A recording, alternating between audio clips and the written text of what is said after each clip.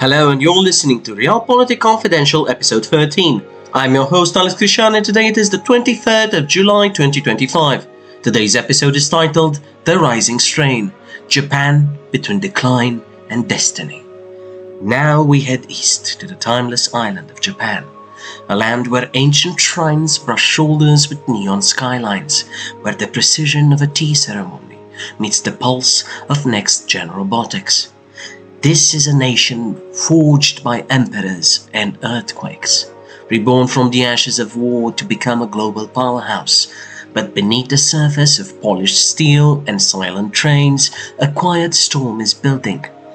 Japan today stands at the crossroads of history, demographically aging, economically stagnant, and politically fragile, and facing geopolitical tremors from Beijing, Pyongyang, and even Washington.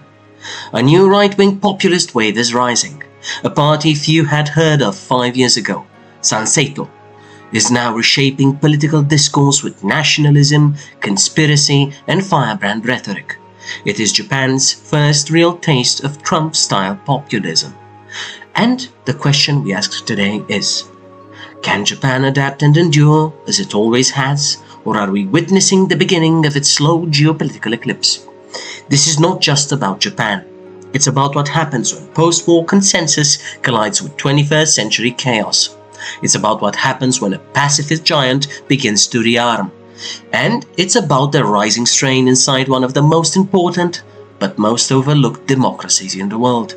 Stay with us, because what's happening in Japan might be a glimpse of our own future. First, we need to discuss the geopolitical landscape of Nippon. And in order to do that, we need to discuss the foreign policy posture and alliances. In the aftermath of the Second World War, Japan adopted the Yoshida Doctrine, focusing on economic recovery while relying on the United States for security under a 1951 treaty. This forged the US-Japan alliance as the bedrock of Japan's foreign policy, a cornerstone relationship that endures today. Japan hosts 50,000 US troops and remains under the US nuclear umbrella, but it faces new pressures to shoulder more defense burdens. The return of a more transactional US leadership, such as the one under President Donald Trump in his second term, has raised Japanese fears of alliance uncertainty. Washington has prodded Tokyo to take on greater burden sharing, pushing Japan to increase defense spending and even hinting at trade frictions if Japan does not reciprocate US interests. In response, Japan has pledged to strengthen its military and elevate the alliance by framing cooperation in a win-win business-like term. Japan is also diversifying partnerships, building a network of security and economic ties with like-minded states in Europe and in the Indo-Pacific. This is in order to reinforce a network power strategy in the face of regional uncertainties. And of all the complicated relationships that Japan has, the one that I want to discuss first is the one with China. Japan's relationship with China is a complex mix of deep economic interdependence and sharpening strategic rivalry. China is Japan's largest trading partner, but Beijing's military rise and assertive behavior has made it Japan's top security concern. In late 2022, Japan's national security strategy explicitly labeled China's activities as unprecedented and the greatest strategic challenge to Japan's peace and security. Chinese naval and air incursions near Japan, especially around the disputed Senkaku Islands in the East China Sea, occur regularly and have sorely tested bilateral ties. Tensions flared in 2022 when China fired missiles into Japan's EEZ during drills. At the same time, Tokyo seeks to manage tensions and avoid open conflict. High-level talks resumed. Prime Minister Shigeru Ishiba met President Xi in late 2024, with both affirming a mutually beneficial approach and China easing some bans on Japanese products. Still, Japan walks a fine line, pursuing an economic reset with Beijing while bolstering deterrence in case of Chinese military provocation. Japan has voiced alarm that a Taiwan contingency would directly threaten its security, and it has coordinated with the United States and partners to maintain a free and open Indo-Pacific. Beijing's outreach to Japan remains limited by its strategic alignment with Moscow and its maritime ambitions. Next, I want to discuss the Koreas and Russia. and the Japanese relation with all three.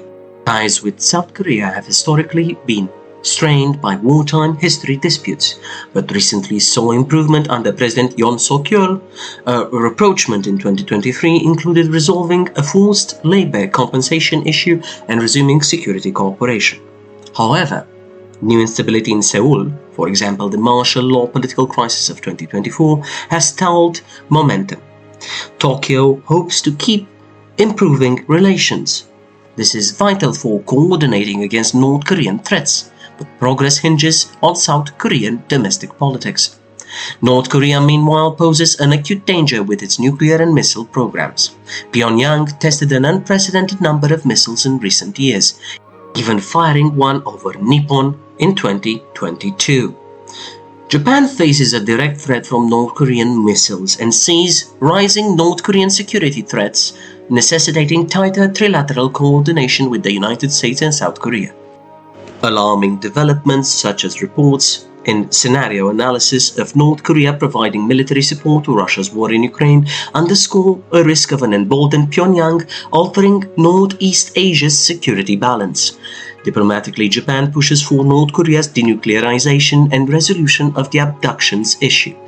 After all, Japanese citizens have systematically been kidnapped by North Korea, but prospects remain bleak amid Pyongyang's intransigence.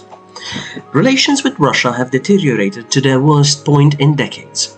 During the Cold War, Tokyo and Moscow never signed a peace treaty due to the dispute over the northern territories, or as they're called, the Kuril Islands.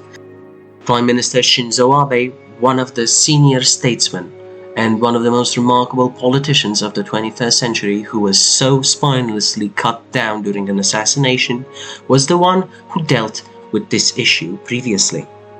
Shinzo Abe's outreach in the 2010s failed to resolve the issue of the Kuril Islands. After Russia's 2022 invasion of Ukraine, Japan joined Western sanctions. Moscow retaliated by halting peace talks and labeling Japan an unfriendly country. By 2025, Japan-Russia relations are at the rock bottom, with minimal dialogue between the two sides. Russia's military activities around Japan, such as naval drills with China and incursions near Japanese airspace, have increased, prompting Japan to boost vigilance. The worsening ties have essentially frozen any hopes of a peace treaty or territorial compromise. Tokyo remains officially committed to eventually signing a peace deal and resolving the island dispute, but in the near term it focuses on deterrence. Notably, Japan has backed Ukraine and aligned with G7 sanctions, reflecting its broader stance that aggression in Europe could embolden similar behavior in Asia. Its hard line on Russia marks a historic shift from past efforts at rapprochement and reinforces Japan's identity as a liberal democracy siding with the Western camp. Now I want to discuss regional and multilateral engagement. Japan, after all, also plays an active role in Southeast Asia and multilateral institutions as well. It has cultivated close ties with ASEAN states through aid, investment and security assistance, partly to counter China's influence. Japan has provided Coast Guard vessels and training to nations like the Philippines, Vietnam and Indonesia to enhance their maritime security in the South China Sea, reflecting Tokyo's concern over China's assertiveness beyond Japan's immediate waters. In South Asia, Japan is deepening strategic ties with India, a fellow member of the Quad dialogue alongside the US and Australia. This is in order to promote a free Indo-Pacific region. Japan's defense diplomacy now includes signing reciprocal access agreements, facilitating joint training and base access with partners like Australia and the United Kingdom, and joint development of military technology, for example, a next-generation fighter project with Britain and Italy. On the global stage, Japan positions itself as a proactive but pacifist-leaning power. It is, after all, a leading contributor to the United Nations and has dispatched self-defense force units to UN peacekeeping missions since the 1990s. Successive governments have lobbied for a permanent UN Security Council seat, citing Japan's status as the world's third largest economy and major aid donor. Japan is a member of the G7, of the G20, of the OECD and other fora where it often advocates for free trade and a rules-based international order. For instance, when the United States withdrew from the Trans-Pacific Partnership, Japan led efforts to conclude its successor, the CPTPP, keeping alive a high-standard trade pact in the Asia-Pacific. Japan also joined the RCEP trade agreement alongside China and ASEAN members, balancing its economic interests across blocs. This reflects Japan's pragmatic realpolitik calculus. It seeks stable economic ties even with strategic rivals, so long as its core national interests, territorial integrity and security of sea lanes, and a stable regional balance are protected. Now we need to discuss something indispensable to this island nation, that is maritime and territorial disputes, and Nippon has plenty of them. Japan faces several persistent territorial disputes. In the East China Sea, it administers the Senkaku Islands, but China, and Taiwan for that matter, claims them as the Diaoyu, leading to frequent incursions by Chinese Coast Guard ships. Japan refuses to acknowledge any dispute and has beefed up Coast Guard patrols around the islets. The potential for an incident is a constant source of worry, as any armed clash with China could escalate dangerously. In the Sea of Japan, or in the East Sea as it is called, Japan disputes South Korea's control of Takeshima, or Dokdo. These are a series of islets. This issue flares in a nationalistic rhetoric on both sides, though it is less acute than other disputes. With Russia, the sovereignty of the 4 southern Kuril Islands, or as they call them, the Northern Territories, remain contested. Russia's refusal to return them has been the main obstacle to a peace treaty. After Japan's Ukraine sanctions, Russia not only ceased talks but also expanded military infrastructure on these islands, entrenching its hold. Lastly, Japan claims an exclusive economic zone around Okino-Toroshima, a tiny atoll which China contests as mere rocks, a dispute with implications for resource rights in the Philippine Sea. These maritime disputes drive Japan's support for international law, especially the UNCLOS Maritime Convention, with the one we discussed in the Freedom of the Seas episode, if you remember, and its efforts in defense of freedom of navigation. Japan has openly criticized China's island building and excessive claims in the South China Sea, even though it is not a direct claimant, because it sees the regional maritime order under threat. In summary, Japan's geopolitical stance in 2025 is that of a status quo power, navigating a tense neighborhood for that matter. It remains firmly allied with the United States and other democracies, doubling down on alliances and partnerships to uphold an open, rules-based order. At the same time, it must manage complex relations with a rising China and a volatile North Korea, even as Russia's war in Europe casts a long shadow in Asia as well. Japan's realpolitik response has been to quietly expand its own capabilities and influence, increasing defense spending, engaging regionally, and hedging against uncertainty, all while publicly maintaining its post-war commitment to peace and diplomacy. Now we need to discuss a more painful subject in the islands of Japan. Now we need to discuss a more painful subject in the Japanese islands. That is the demographic challenges that the Japanese people face. Aging and population decline is the first which we will discuss today. Japan is grappling with an unprecedented demographic decline. It has the world's oldest population by proportion.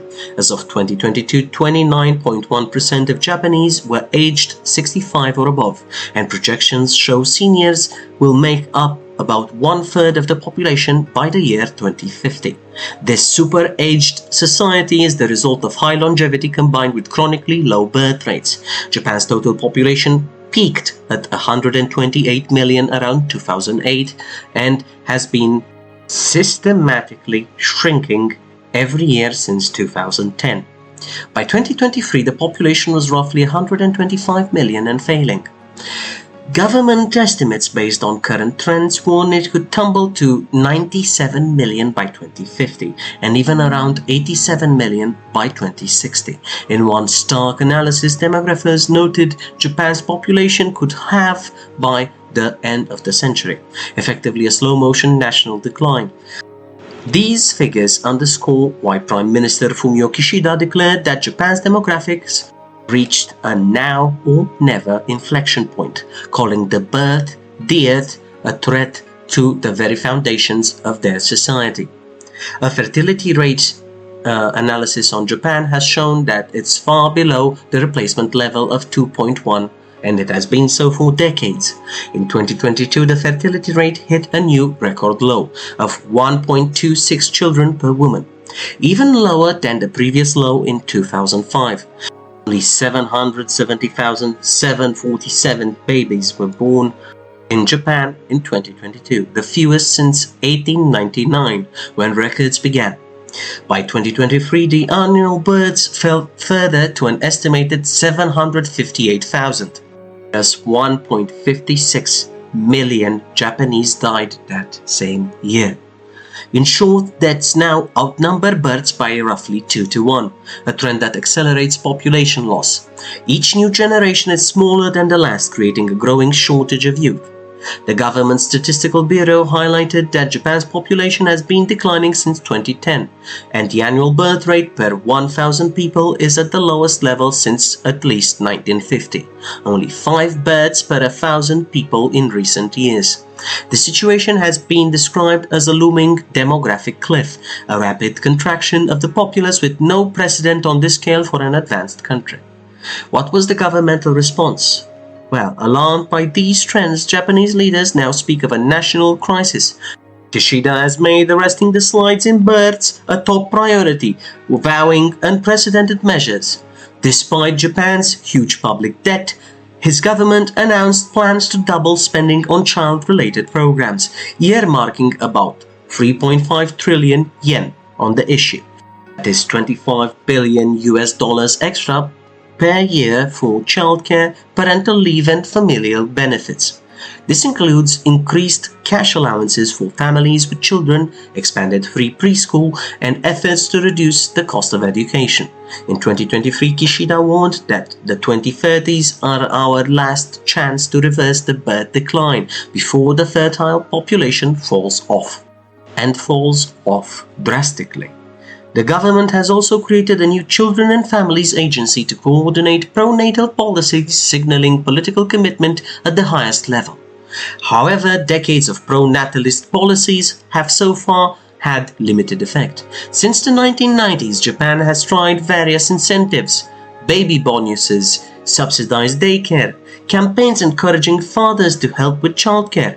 The root causes are late marriage, fewer marriages, and postponing or foregoing motherhood due to career hurdles and high costs of child rearing. These are deep-seated issues in Japan. The pandemic made things worse as marriages hit record lows. Fewer weddings mean fewer subsequent births. Many young people cite economic insecurity and the difficulty of raising children, with long work hours and insufficient support as deterrents to having children. The government's new spending may mitigate some burdens, but experts caution that without broader social change, like improving work-life balance and gender equality at home and work, the birth rate may not recover significantly. We have the impact of greying society. The aging population has profound economic and social impacts. Japan's median age is about 49, one of the highest in the world, and over 13% of Japanese are now 80 or older. As the post-war baby boomers enter their late 70s, Japan is experiencing a surge in retirees. This old age dependency ratio, retirees versus working age people, is soaring. In 1990, about 1 in 8 Japanese were elderly. Today it's nearly 1 in 3. By 2060, there may be only 1.2 working-age persons supporting each senior, compared to 6 workers per senior in the year of 1990.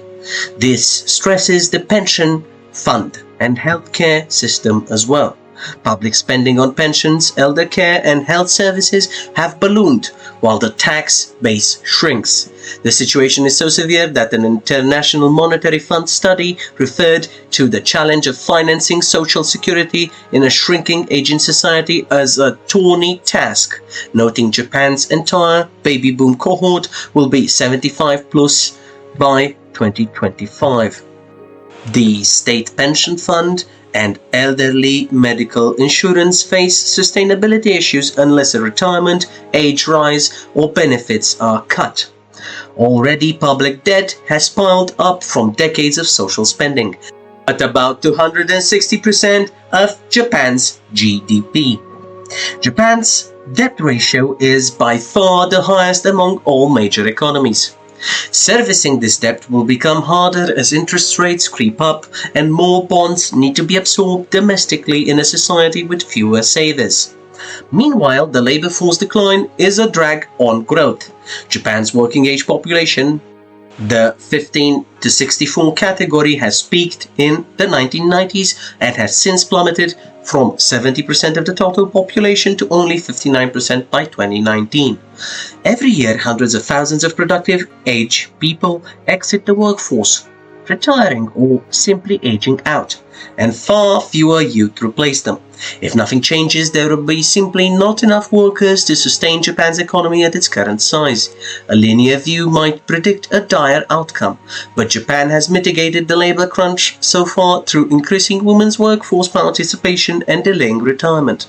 Notably, more seniors continue working in their 70s, and the female labor participation rate, while still lower than the men's, has improved in the last decade. Many companies rehire older workers on flexible contracts, and the government is raising the official retirement age from 60 to 65 and potentially higher. Japan is also a global leader in automation and robotics, investing in technology to maintain productivity with fewer workers. From factory robots to AI assistants and nursing care robots, these innovations aim to counteract the labor shortage. Still, such measures only partly compensate for the demographic headwinds. Now we need to discuss the immigration policy of Japan. Traditionally, Japan is a very homogeneous society. Japan has been reluctant to embrace large-scale immigration as a solution for their demographic issues. However, in recent years, this taboo has started to erode out of necessity, not out of conviction. Foreign residents in Japan reached a record of 3.8 million in 2024. That is about 3% of the current population of the country. While small compared to Western nations, this is a notable increase. Foreigners used to be at about 1 or 2% of the population in the early 2000s.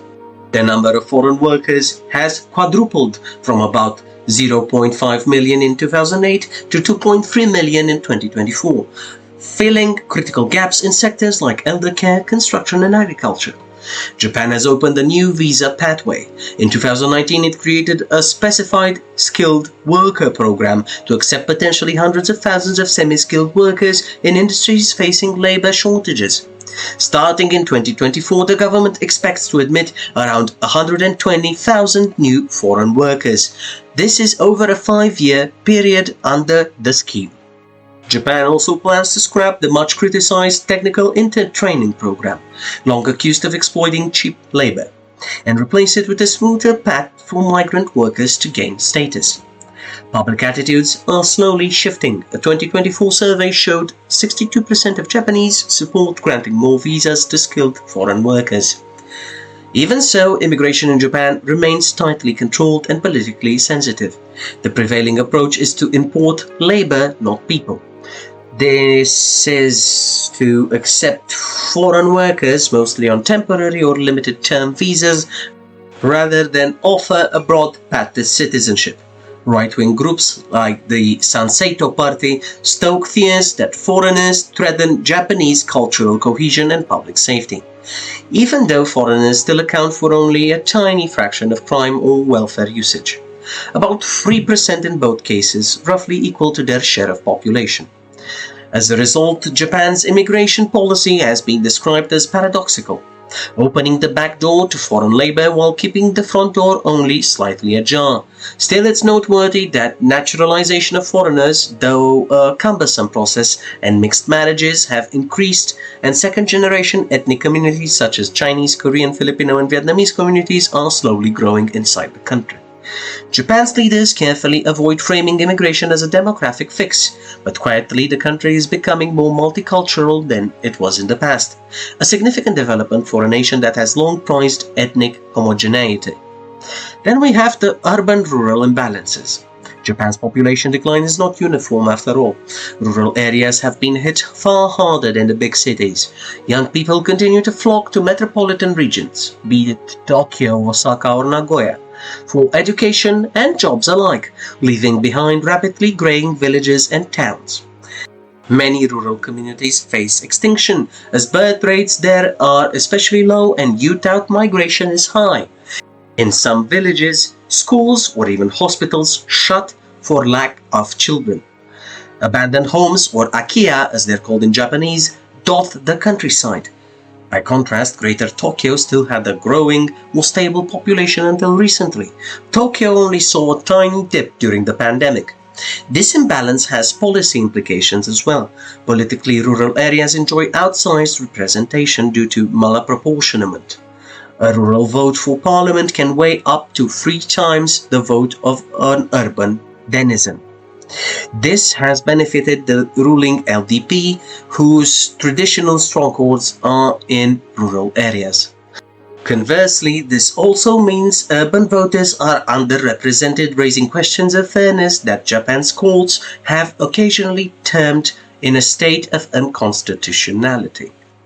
Efforts to redraw districts have somewhat reduced the gap, yet the upper house still gives each prefecture minimum seats, favoring less populated regions. To tackle regional decline, the government has offered incentives for people to move to underpopulated areas. In 2019, it launched a relocation support program, and in 2023 it dramatically increased the aid. Families moving out of the Greater Tokyo area can now get 1 million yen per child. That is roughly $7,500, plus other grants as well in the package. A Tokyo family with 2 kids could receive up to 5 million yen to resettle in the countryside.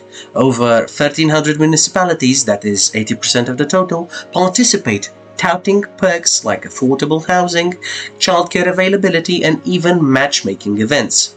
One village, for example, advertised its supply of eligible men to attract single women. The catch: recipients must live in the new area at least 5 years or repay the money. Uptake has been modest. Just over 1,100 families took the offer in 2021. The numbers are slowly rising.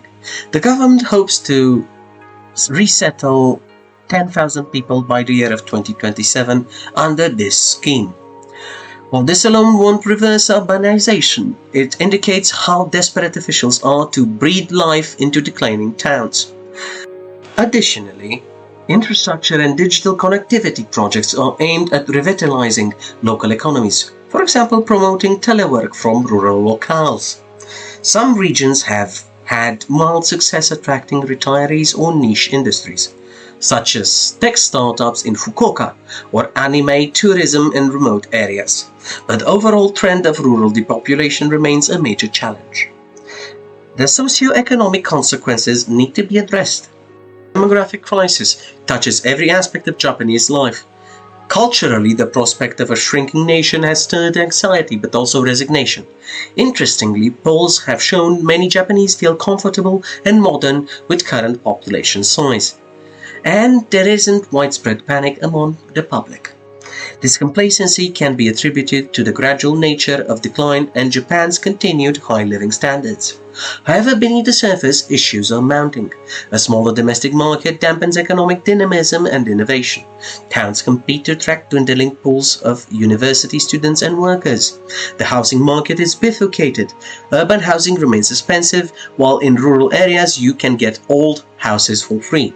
Yet few takers due to lack of jobs and opportunities in the area subsist. Intergenerational tension could rise as the young bear increasing tax burdens for the elderly.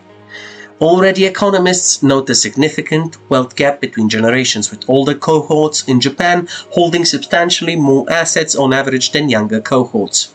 Younger Japanese face stagnant wages and precarious jobs. Many are part-time fretters or contract workers, making it harder for them to marry and start families, thus creating a vicious cycle fueling low fertility. The government has had to raise the consumption tax to 10% to fund social security, a move that hits working-age people's wallets most. Some argue that further tax hikes or benefit cuts are unavoidable to achieve intergenerational equity, though these are politically sensitive choices. On the positive side, Japan's aging has made it a laboratory for silver economy innovation. Japanese firms are pioneers in elderly care tech, accessible infrastructure and geriatric medicine. There is a booming market for products tailored to seniors, from skincare to travel packages to robots that monitor your health. The cultural norm of respecting elders, which is based in Confucian values of filial piety, remains strong, and many healthy retirees engage in community work or second careers, mitigating social isolation. The government is trying to boost productivity per worker through AI and digital transformation to compensate for the fewer workers. In the long run, unless Japan either dramatically increases its birth rate or opens up to large-scale immigration, or both, it faces the prospect of managing national decline. A smaller, older Japan with potentially less global clout.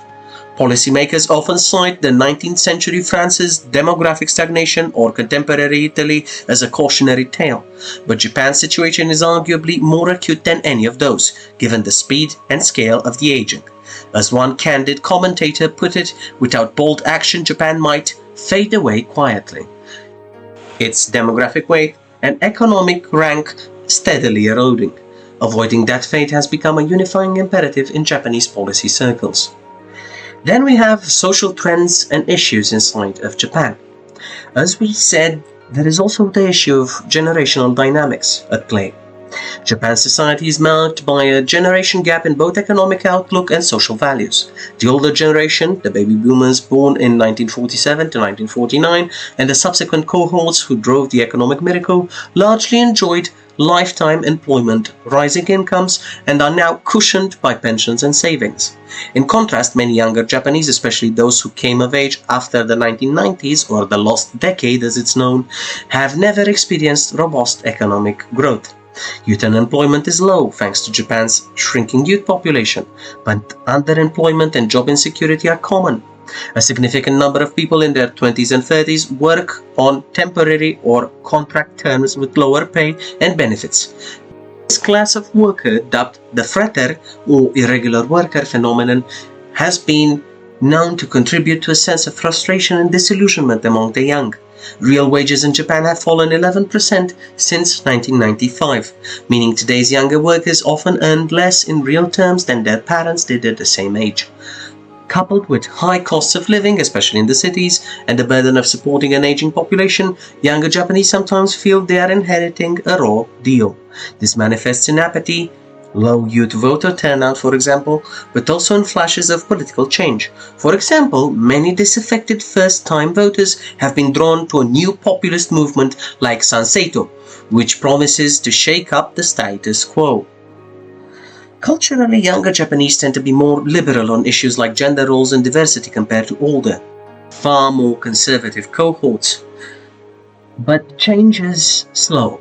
There is a famous term, the Satori generation, enlightened or resigned generation, used to describe today's youth as pragmatic, inward-looking and preferring stability over lofty ambitions. A contrast to the risk-taking ethos of the 1960s or the materialistic drive of the 1980s. The generation gap also shows up in technology and communication. Japan's youth are hyper-connected on smartphones and social media, whereas many seniors still prefer flip phones and face-to-face interactions. Yet Japan's aged society has pushed multiple generations to live together or interact closely. For instance, many 20 to 30-somethings live with their parents due to economic necessity, the so-called parasite single trend. The result is a society where generational frictions exist but are muted by a strong cultural emphasis on harmony. Young activists pushing for social reforms or climate change, gender equality and so forth remain a minority in Japan, though their voices are slowly growing. At the ballot box, the over 60 vote dominates electoral outcomes, due to both numbers and much higher turnouts, which often means policies skew towards protecting seniors' interests and not the youth. Some observers worry this gerontocracy marginalizes youth's needs. calling for ways to amplify young people's political representation. For example, lowering the voting age, which Japan did from 20 to 18 in 2016, and promoting more youth in office. Then we have the slow progress of Japanese society on educational and social pressure fronts. Don't get me wrong, Japan's education system produces a highly literate, disciplined population contributed to its economic success. After all, academic performance in maths, sciences, and so on and so forth is among the world's best. But the system is also known for intense competition and conformity. From a young age, students face pressures from entrance exams, the quote-unquote examination hell, to get into a good high school and university, to cram schools or juku, which are the norm. This high-pressure environment has a dark side: teens' stress, bullying incidents, and a troubling youth suicide rate. Suicide has long been a leading cause of death for Japanese under 30. The Ministry of Education has introduced reforms like more relaxed curricula, the Yutori examination, and modernizing teaching methods. Yet parents often still push children to excel in conventional ways. An interesting generational shift is fewer Japanese youth study abroad or speak fluent English compared to same neighbors. South Korea and China has more of those, for example. A fact sometimes attributed to an inward focus since the 2000s. The government wants to internationalize the youth through English education reforms and opening universities to foreign students. But Japan remains relatively insular among developed nations, linguistically and culturally. Another social divide is urban versus rural youth experiences. Big city kids have access to better schools, cultural activities, and cosmopolitan exposure, whereas rural youth might have fewer opportunities and often leave for cities, exacerbating rural decline. If I stumble on words, it's because I am struggling with the cold of the century. I am extremely ill under the influenza. Thank you. Now let us proceed. The pandemic spurred some urban young professionals to try remote work from rural areas, but the trend is nascent. Additionally, as the population shrinks, universities and schools face lower enrollment. Some colleges, especially private ones in non-urban areas, struggle to fill seats and could eventually close. The education sector is thus starting to feel the demographic pinch. Then we have a opposition. We have cultural conservatism versus emerging social diversity. Japanese society is often described as socially conservative, but behaviorally liberal. Crime rates are extremely low, drug use is minimal, and social order is highly maintained. At the same time, aspects like sexual content in media or the existence of red light districts indicate a pragmatic tolerance in personal realms. Culturally, values like wa, which means harmony, respect for hierarchy, and group belonging remain strong. Many Japanese take pride in traditional customs, be it seasonal festivals, tea ceremonies, or the continued importance of the imperial family as a national symbol. The post-war constitution renounced state Shinto and established freedom of religion, so today most Japanese are secular or syncretic, mixing Shinto and Buddhist practices. Religion doesn't play a polarizing role in politics as it does in some countries, though the LDP's junior partner, Komeito, is backed by lay Buddhist organization Soga Kakai, which is illustrating one of religious influence in politics. When it comes to issues like immigration or national identity, a cautious conservatism prevails over Japanese society. Polls show Japanese broadly understand the need for foreign workers but also worry about social cohesion. Incidents of open xenophobia are rare, but subtle discrimination exists. For example, landlords will refuse foreign tenants. Far-right groups, the Uyugoku, that spout anti-Korean or anti-Chinese rhetoric have limited following, yet their slogans find new life online. One striking development has been conspiracy-tinged nationalist discourse penetrating the mainstream via the internet. For instance, fringe theories about globalist elites or distrust of the media, which was once confined to niche circles, are now echoed by some politicians. And this brings us to the Sanseitō party, which exemplifies this par excellence. It started from a YouTube channel and online community that propagated COVID-19 conspiracy theories and revisionist history narratives, and then morphed into a political movement. Sanseitō rallies features anti-vaccine messaging and even references of QAnon-style ideas like the 15-minute city conspiracy. This is interwoven with Japanese nationalist themes.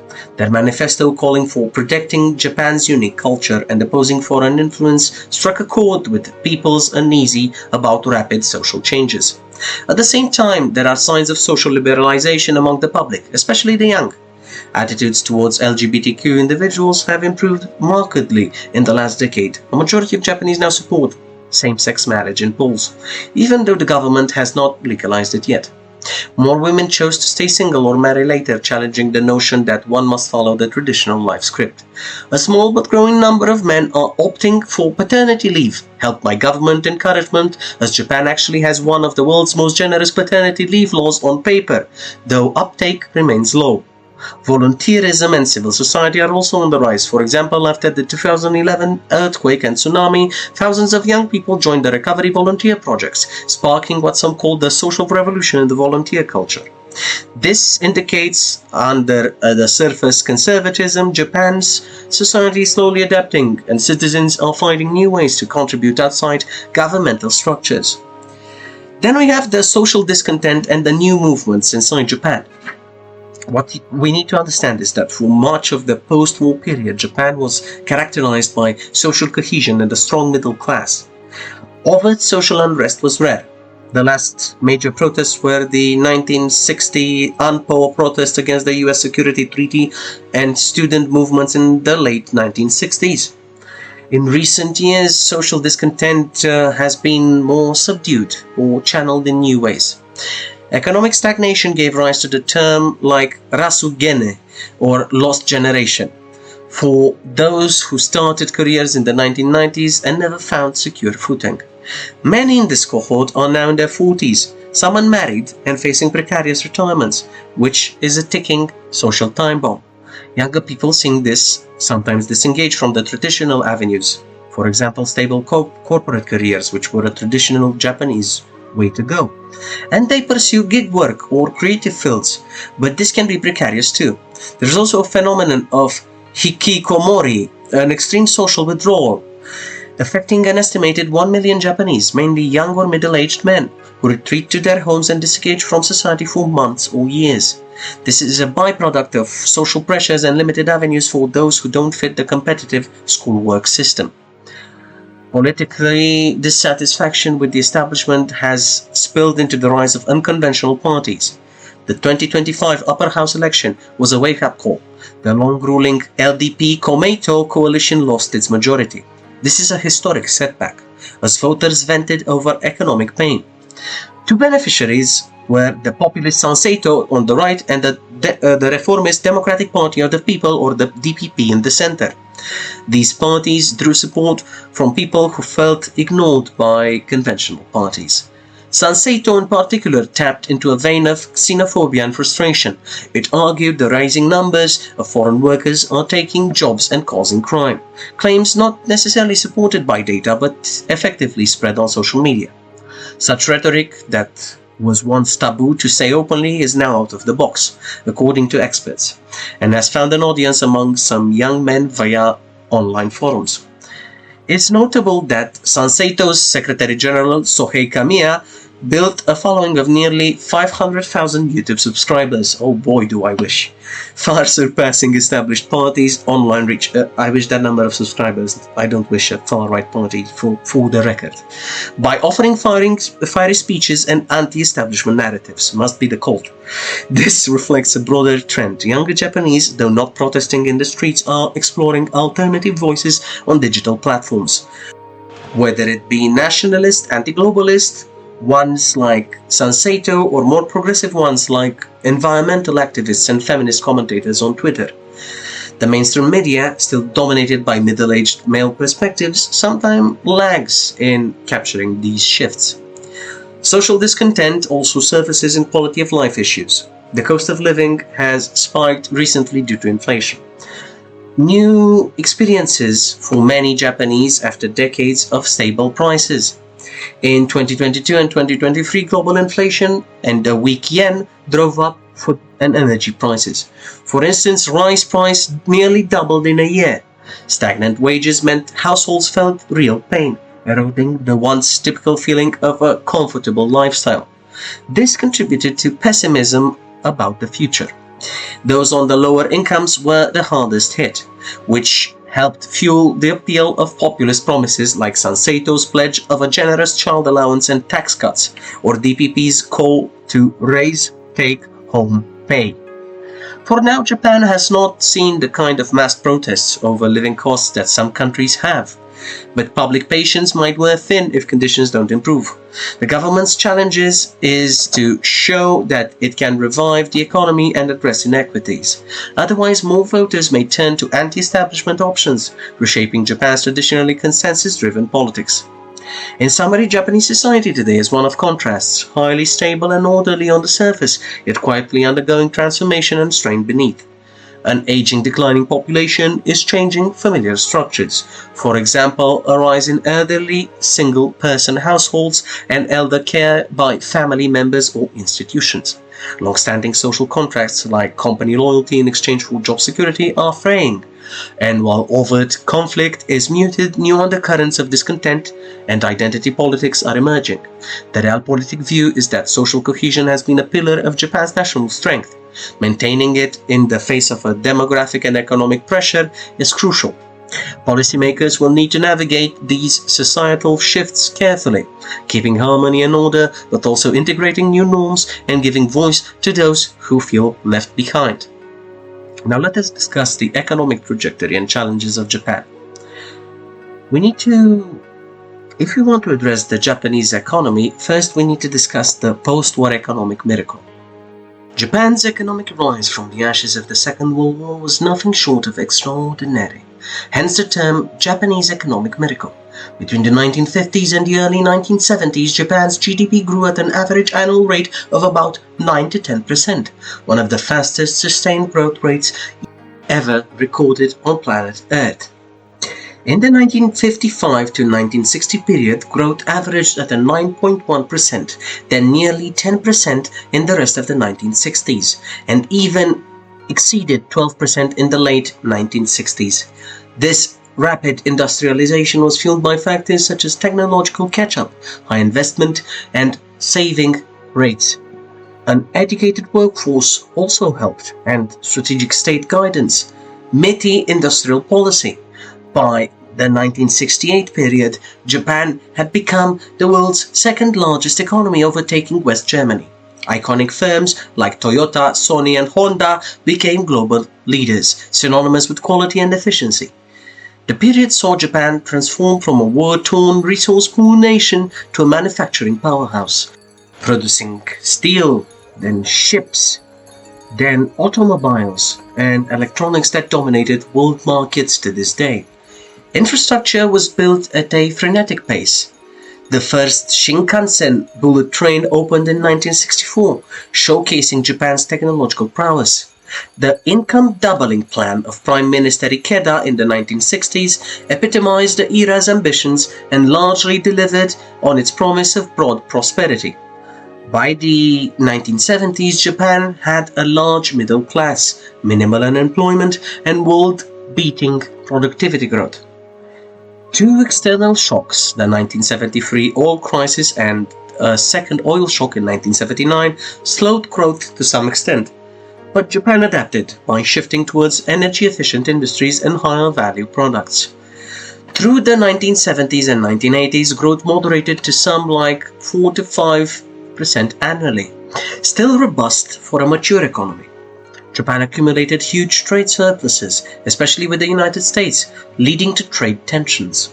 US politicians in the 1980s spoke of Japan Inc., threatening American industry. Under US pressure, the Plaza Accord of 1985 caused the yen to appreciate, which in turn pushed the Bank of Japan to ease monetary policy to help exporters. This set the stage for an asset bubble in the late 1980s. Stock prices and urban land values skyrocketed. By 1989, Tokyo's Imperial Palace grounds were said to be worth more on paper than the entire state of California. Japanese investors were on global buying sprees, famously purchasing Rockefeller Center and Hollywood studios. This era saw speculation and exuberance at its peak, but it proved to be unsustainable. Now we need to discuss the lost decade. The Japanese asset bubble burst around 1990. The Nikkei stock index crashed, losing over half of its value by 1992, and land prices plummeted through the 1990s. What followed was a prolonged period of economic stagnation and deflation, commonly referred to as the lost decade. Now often extended to lost decades, the doldrums persisted into the 2000s and 2010s. From 1991 to 2003, Japan's GDP grew on an average of only 1.13% per year. In the 2000s, real growth was about 1% annually. In nominal terms, the economy basically flatlined. Japan's nominal GDP in 2023, $4.2 trillion, was actually lower than in 1995, when it stood at $5.3 trillion. Thus, in nearly 30 years, Japan went from 17.8% of the world's GDP down to 3.7% by 2024. This relative decline was partly because others, China for example, grew faster, but also because Japan's economy barely expanded. The 1990s saw rising bankruptcies, a banking crisis, bad loans haunted banks after the bubble collapse, and ineffective fiscal stimulus. The government tried large infrastructure spending packages repeatedly, which ballooned public debt but achieved only temporary boosts. Deflation, or falling prices, set in by the late 1990s, a phenomenon Japan had not experienced in the post-war era. Once deflationary expectations took hold, consumers delayed purchases and firms hesitated to invest, creating a vicious circle. The Bank of Japan cut interest rates to near zero by 1999, pioneering what is now known as quantitative easing, or QE, in the early 2000s. However, conventional monetary policy lost traction at the lower zero bound. Despite zero or negative interest rates, demand remained weak. In essence, Japan fell into a liquidity trap. Companies, rather than borrow and spend, focused on paying down debt, a balance sheet recession, if you will. Consumers, facing job insecurity, saved rather than spent. Prices kept drifting down or staying flat. Between 1999 and 2019, Japan's CPI hardly rose, a stark contrast to moderate inflation elsewhere. The government and the Bank of Japan made numerous interventions. They've bailed out or consolidated banks, injected fiscal stimulus. After all, Japan built a lot of bridges to nowhere in rural areas during this time. And that sounds very familiar as a Romanian, I'll be honest. And undertook some deregulation in finance and retail. But structural issues and aging society, highly protected domestic sectors like agriculture and retail, and a cultural aversion to entrepreneurial risk meant Japan did not rebound strongly. By the mid-2000s, there was a glimmer of growth under Prime Minister Koizumi, who restructured some sectors, privatizing the postal savings system, for example. Yet the 2008 global financial crisis and the 2011 Tohoku earthquake and tsunami hit Japan with further recession. Real wages declined and have not recovered to 1990s levels to this day. For the public, the lost decades eroded optimism. Young people who entered the workforce in the late 90s were dubbed the employment ice age generation, many never finding stable careers. By 2020, commentators were even speaking of a lost 30 years. Then we have Abenomics and the recent economy. In 2012, Shinzo Abe returned to power, promising to revive growth with his three-pronged strategy, famously called Abenomics. The three arrows were bold monetary easing, flexible fiscal stimulus, and structural reforms. The Bank of Japan, under Abe-nominated Governor Kuroda, undertook quantitative and qualitative easing on an unprecedented scale from 2013, essentially flooding the economy with liquidity and aiming for a 2% inflation target. Interest rates were once pushed into a negative territory by 2016. This did break deflation's back to a degree, Core inflation rose, for example, to around 0 to 1% in the late 2010s. However, 2% sustained inflation remained elusive until external factors such as a global inflation surge in 2021 and 2023 finally nudged Japan above 2%. Prime Minister Abe's government also used fiscal spending as needed, though he also raised the consumption tax twice to try to rein in debt. The third arrow, structural reform, saw mixed progress. Some labor market tweaks were made, corporate governance improved, companies started, for example, appointing outside directors, and female employment rose, womenomics, as the Japanese called them. But deeper reforms like dismantling entrenched regulations in agriculture or healthcare moved slowly. Productivity in protected service sectors remained low, so while Abenomics averted worst-case outcomes, Japan, after all, didn't collapse into a deflationary spiral and unemployment stayed very low at around 2 to 3%. It didn't really fully rejuvenate the economy. That I can tell you. Growth rates under Abe averaged only about 1% per year. Better than zero, true, but far from a dynamic economy. Entering the 2020s, Japan's economy was hit by the COVID-19 pandemic. 2020 saw sharp contraction. More than 4.5% of the GDP was lost, followed by a rebound. Supply chain disruptions and a surge in commodity prices in 2022, exacerbated by the war in Ukraine, ironically achieved what decades of policy could not: inflation above 2%.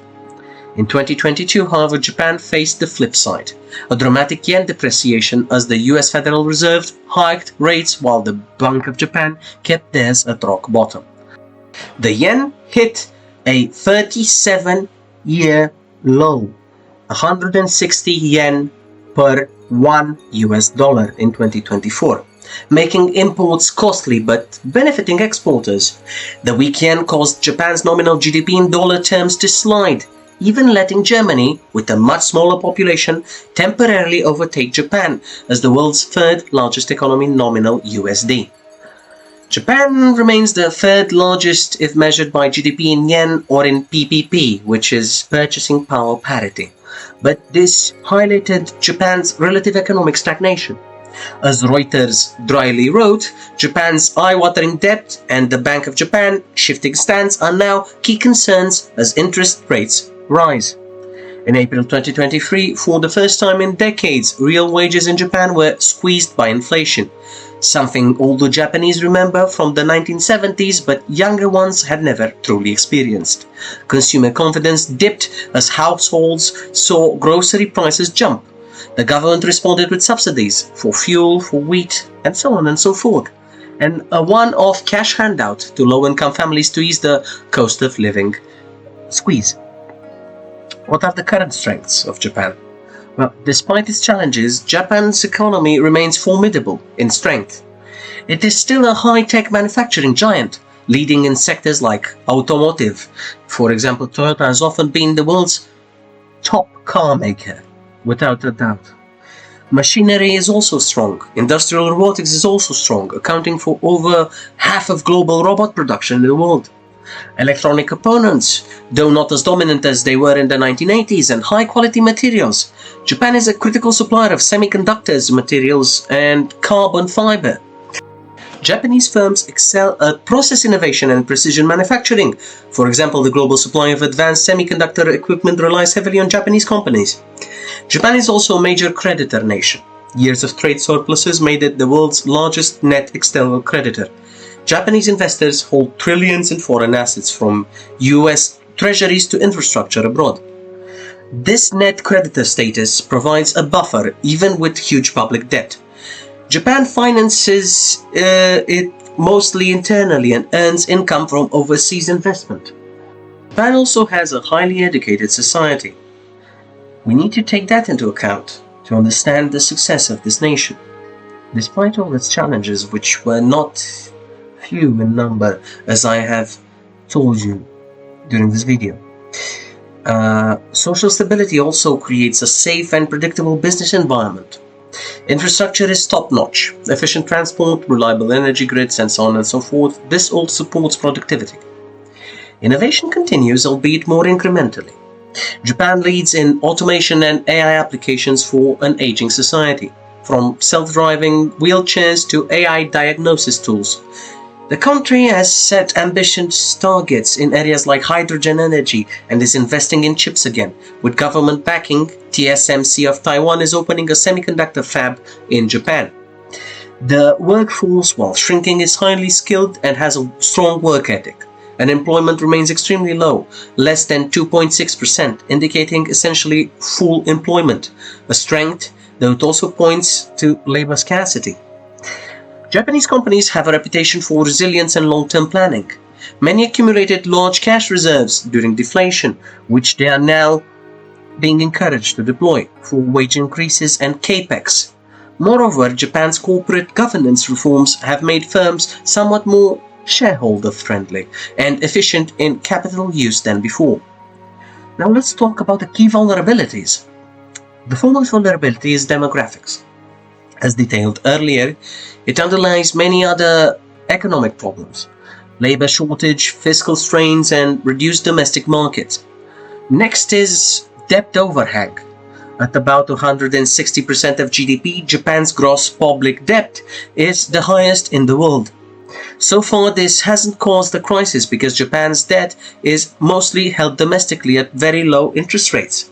The Bank of Japan itself holds roughly half of the government's bonds after years of QE.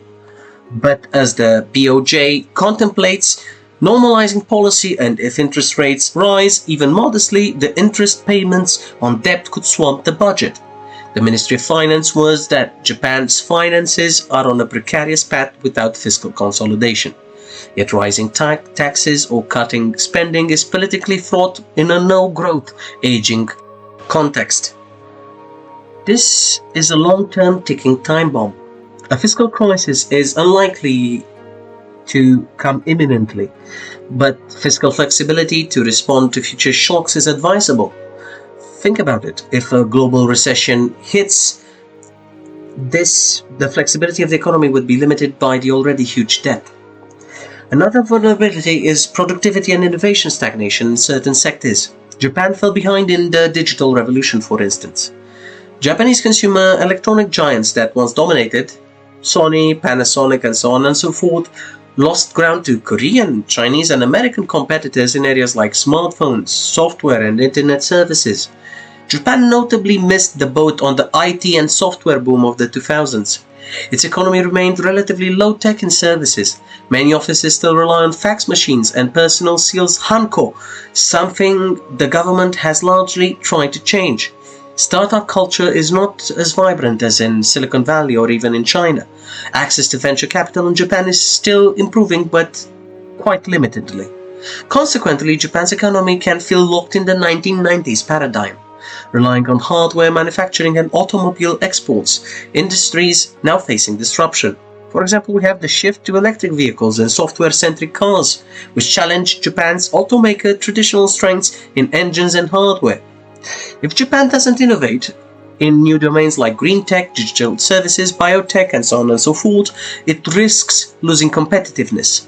The government's recent initiatives, such as digital agency creation and support of research and development consortia, aim to address this, but the results are yet to be seen. Then we have trade and energy constraints. Japan is heavily reliant on imports for food and energy. It produces perhaps 40% of its food domestically, and virtually no fossil fuels whatsoever can be found on the Japanese islands. After 2011, the Fukushima disaster, most nuclear reactors, which supplied 30% of electricity, were shut down, making Japan even more dependent on imported coal, LNG, and oil. This caused several years of trade deficits as fuel import bills rose. Now, with high global energy prices, Japan import costs strain consumers and firms. Energy policy is at a crossroads. The government is cautiously restarting some nuclear plants despite public wariness and pushing renewables to improve energy self-sufficiency, but progress is slow. Any supply shock, for example a Middle East crisis affecting oil, wink wink Iran, which is waiting to happen, or geopolitical tensions affecting LNG shipping is a significant risk. On trade, Japan's enormous 1980s and 1990s surpluses are gone. There are no more. It still runs a current account surplus, but largely thanks to investment incomes, not goods trade. Japan must navigate a US-China economic friction as well. China is Japan's top export market. So if the US-China decoupling intensifies, for example, if tech export restrictions occur, Japan could be squeezed between its security ally and its economic neighbor. Japanese manufacturers have started China Plus One strategies, diversifying production to Southeast Asia or India to mitigate this risk. Moreover, Japan is negotiating new trade frameworks. It signed a limited trade deal with the United States under Trump to stave off auto tariffs, and is exploring joining the CPTPP expansion, which China has also applied to. As a champion of free trade historically, Japan tries to keep global trade open but faces nationalism and protectionism abroad. Then we have the labor market and the deflationary mindset. Japan's dual market, lifetime core versus precarious peripheral workers, has led to inequality and underutilization of talent. Women and younger workers are often in lower paid and non-regular categories. There's a need to reform labor practices, and it is real. Shorten the infamous long working hours to encourage work-life balance and female participation in the work environment. Allow more mid-career hiring to make the labor market more fluid and raise productivity of services through digitization. The government is urging companies to raise wages to combat deflationary mindsets. In spring 2023, major firms actually agreed to their largest wage hikes in decades, that is 3 to 4%. This was all under pressure of Prime Minister Kishida's new capitalism agenda. If sustained, this could spur consumption and break the cycle of low inflation and low wage growth. But with an economy possibly entering recession elsewhere, it's uncertain if Japan's cautious corporates will continue raising pay. The deflationary mindset, consumers expecting stable or lower prices, corporations hoarding cash, all of this is deeply ingrained after 30 years, breaking it as much a psychological and a cultural challenge as it is an economic one. In conclusion, on the economic sphere, Japan's economic story since the Second World War is one of the most astonishing rises, followed by long stagnation. It remains a wealthy, highly developed nation. Per capita GDP is around $40,000, and its people enjoy excellent public services and the longest life expectancy all across the world. Yet the dynamism of the past is hard to recapture in the face of cultural headwinds. The term shrinking economy or shrinkonomics has emerged to describe Japan's situation of managing decline. The rest of the world looks at Japan as a test case. How does a country deal with being old, with being debt-ridden, and with zero growth without any sort of social upheaval? So far, Japan has managed it with social cohesion intact. Its realistic path is to aim for modest growth, about 1 to 2% per year. This driven by productivity improvements, higher labor participation, be it women, elderly or foreigners, and technological innovation, while carefully managing the debt and gradually adjusting social security. It's a delicate balancing act. Any slip, like a sharp rise in interest rates or a global recession, could upset the equilibrium. But Japan also has great resilience, a homogeneous society that rallies in crisis, a conservative financial system that avoids reckless risks, and a political system that, for all its faults, maintains stability. A Realpolitik analysis would say Japan's economic heft may gradually wane relative to rising powers, but it will likely remain a significant, if static, pillar of the global economy, barring a catastrophic breakdown. Then we have I wish for us to discuss the evolving military posture of Japan. In order to discuss that, we need to discuss the pacifist origins and Article 9. Japan's post-World War II constitution, which was drafted in 1946 under the US occupation, famously includes Article 9, in which Japan renounced war and pledged not to maintain land, sea or air forces for belligerency.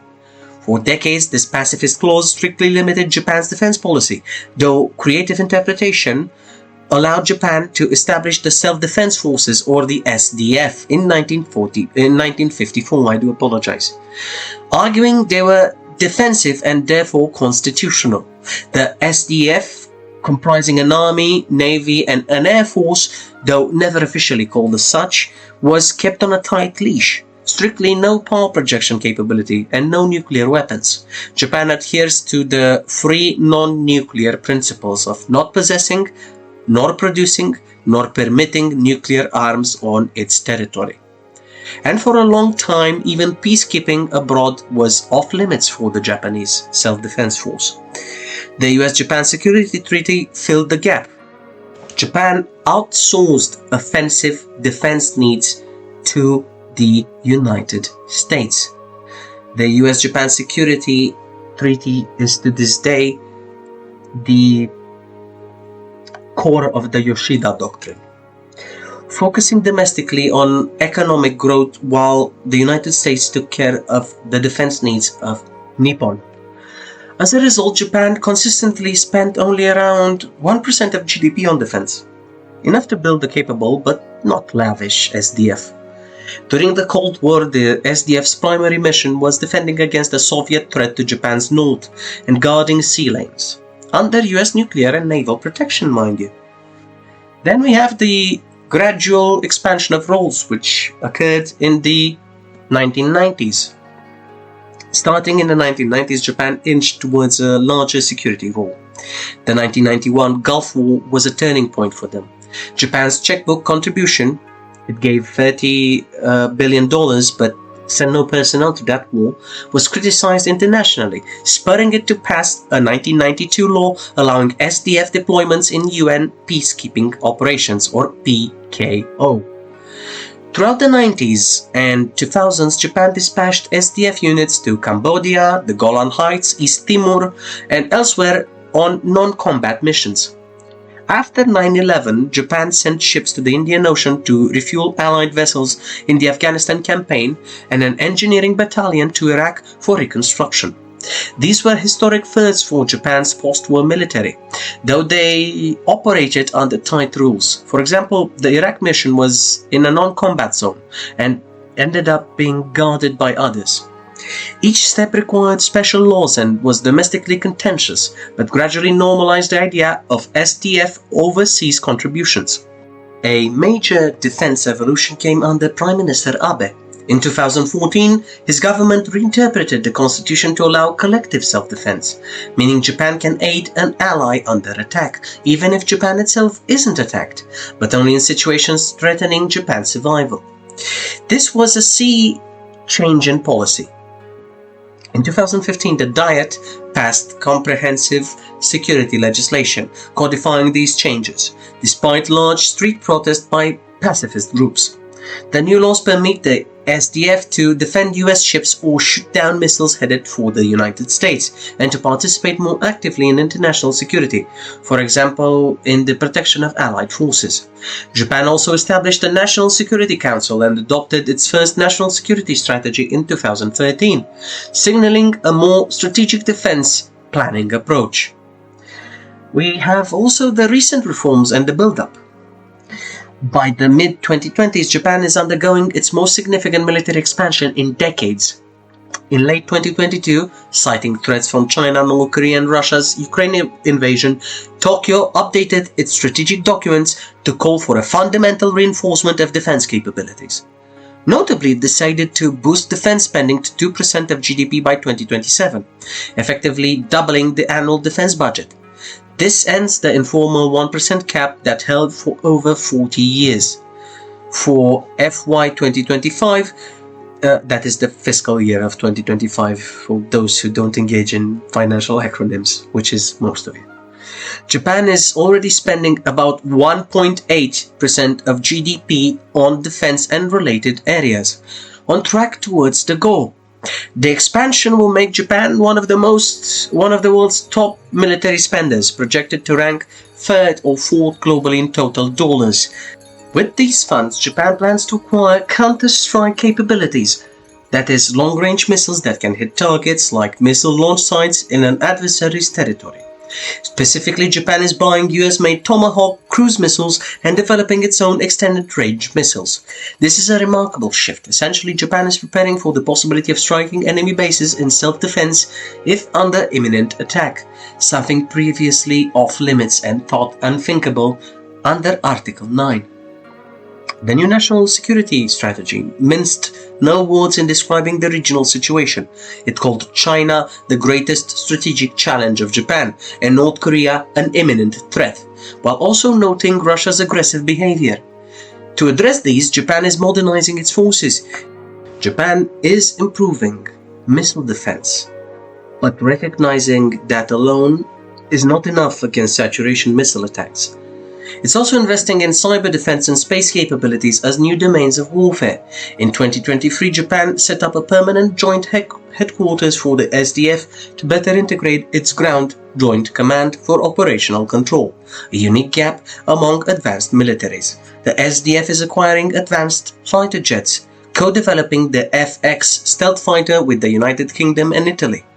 They are also developing new naval vessels, including drone submarines and more Aegis destroyers, and considering hypersonic weapons research to keep pace with China and Russia. Notably, Japan's two largest helicopter carriers are being converted into aircraft carriers capable of launching F-35B stealth jump jets, giving Japan its first carriers since the Second World War, though they are termed multi-purpose destroyers to avoid offense. All these moves point to Japan preparing for high-end conflict scenarios, particularly involving a Taiwan Strait contingency or defense of remote Japanese islands. There have been plenty of constitutional constraints and debates.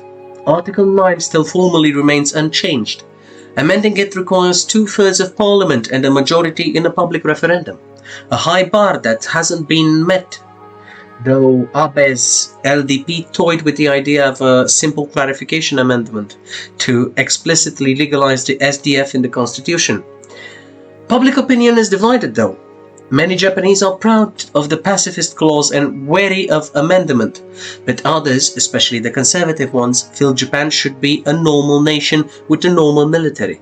For now, rather than amend Article 9, the government has stretched its interpretation. It maintains that Japan will never become a militaristic power and all the new capabilities are strictly for self-defense and deterrence purposes. Japan pledges not to initiate attack.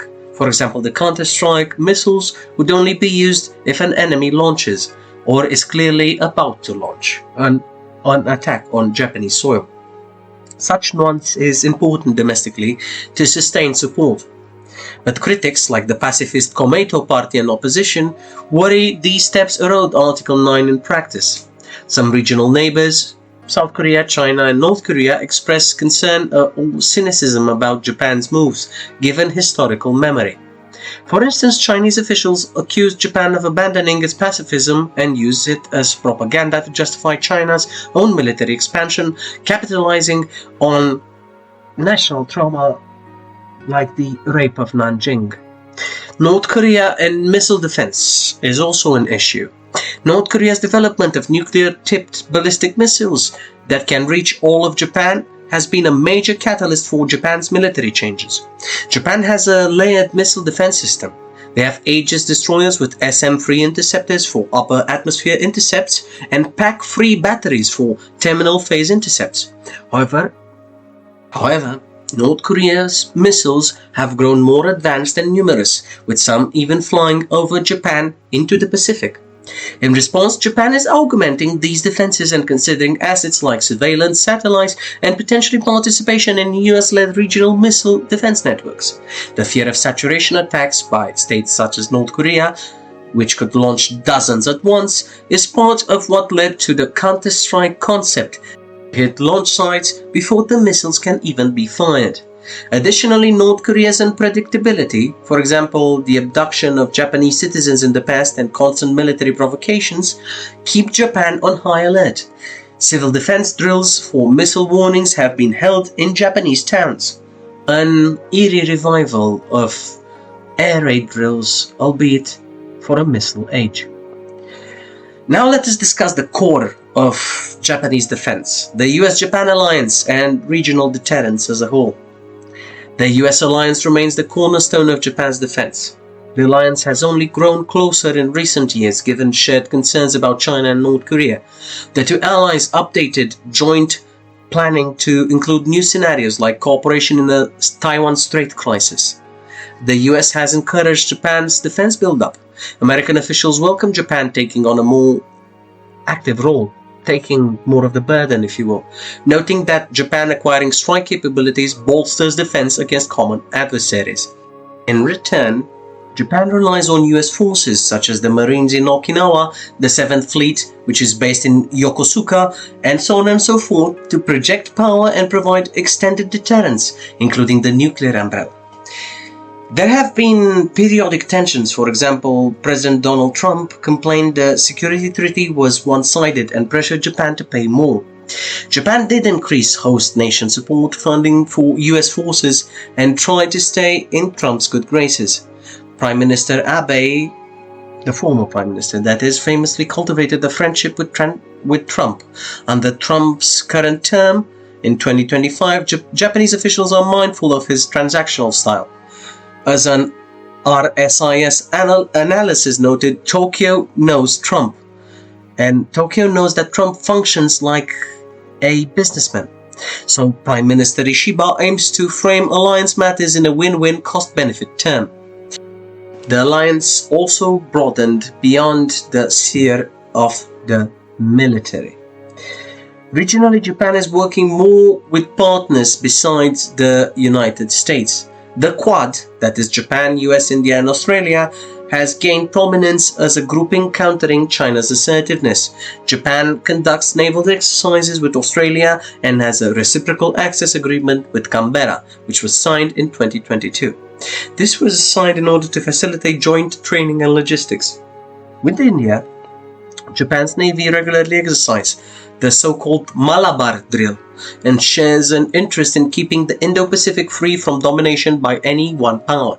Japan also deepens ties with European powers. The United Kingdom and France now send naval deployments to Asian waters, occasionally to support freedom of navigation operations, often training with Japan's self-defense fleet. In 2023, Japan signed a major defense pact with the United Kingdom and Italy to co-develop its next fighter jet, Project Tempest or FX, indicating a new level of international cooperation for Japan's once insular defense industry.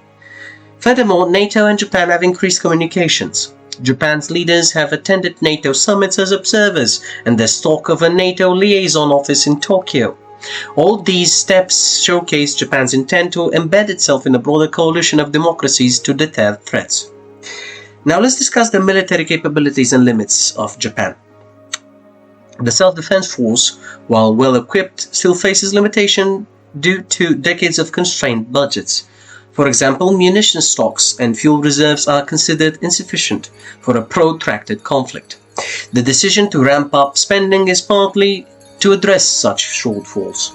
Some planned improvements include buying hundreds of new standoff missiles, enhancing anti-submarine warfare to track an expanding Chinese submarine fleet, and fortifying the Nansei, or the Southwest Islands, with radar, anti-ship and anti-air missile units to create a defensive barrier around the East China Sea.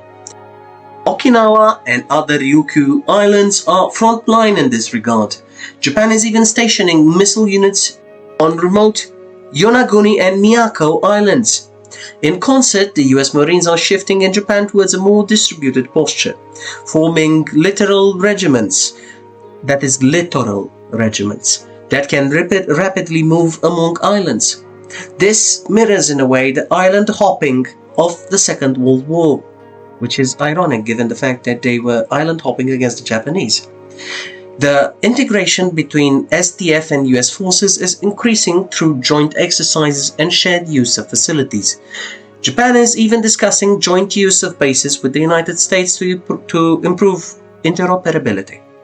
Nevertheless, Japan's military still cannot legally possess some capabilities taken for granted by other forces. For example, no ICBMs, no long-range strategic bombers, which are forbidden by law, no Marines officially, though it created an amphibious rapid deployment brigade, which are essentially Marines by another name, for island defense a few years ago. Japan insists it will not return to offensive warfare. Its acquisitions are officially presented as closing loopholes in defense.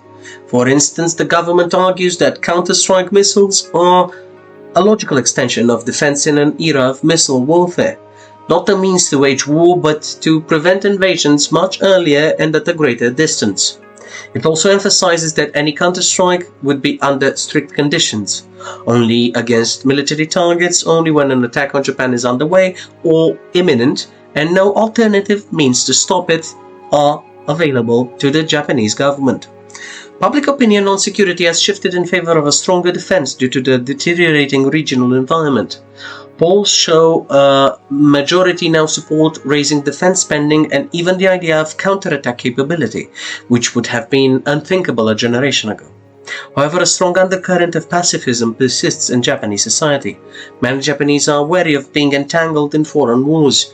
For example, when talk arises of Japan's possibility of aiding US forces in a Taiwan contingency scenario, there is a public anxiety about retaliation on Japan. The presence of US bases, especially in Okinawa, also continues to cause local friction due to accidents or crimes involving US personnel and the sheer burden on a small island. Tokyo has tried to reduce Okinawa's burden, relocating some Marines to Guam, for example, but the strategic importance of Okinawa makes it indispensable and irreplaceable. In summary, Japan's military posture in 2025 is that of a nation rearming under duress, carefully, deliberately, but unmistakably moving away from the pure pacifism of the past. It remains a defensive military by doctrine, but with expanding reach and capability to deter adversaries. The realist view, which is the view that we enjoy here at Realpolitik, confidential as it is in the damn title, is that Japan is adapting to power shifts. As China's PLA becomes capable of projecting power in Western Pacific and North Korea becomes a nuclear missile state, Japan can no longer afford absolute military passivity. By strengthening the SDF and deepening alliances, Japan aims to raise the costs of any aggressor, thus preserving peace through deterrence. The next few years will test this approach, whether Japan can achieve a credible deterrent without provoking an arms race or abandoning the peaceful identity it has cultivated so carefully for 78 years since the Second World War.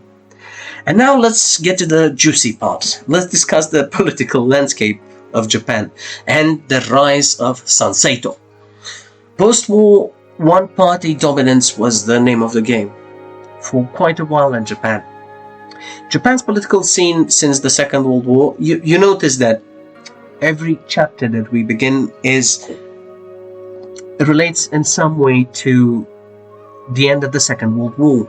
Well, that is because the US occupation and the level of devastation before the occupation, which occurred on the Japanese home islands and beyond, was so unconceivably large that Japan is barely recognizable when compared to the Empire of Japan, which fought the Americans in the Second World War.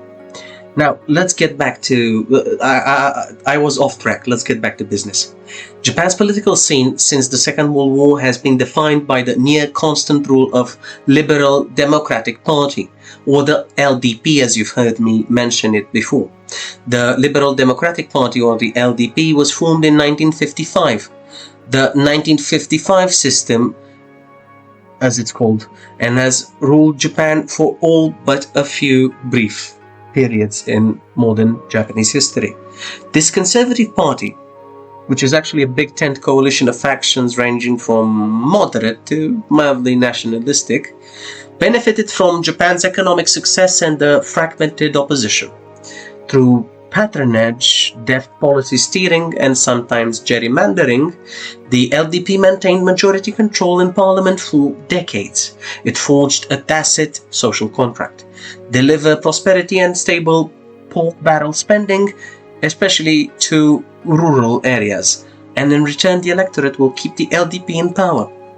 The only interruptions were in 1993 and 1994, when an LDP split allowed a short-lived reformist coalition under Hosokawa, which collapsed in less than a year.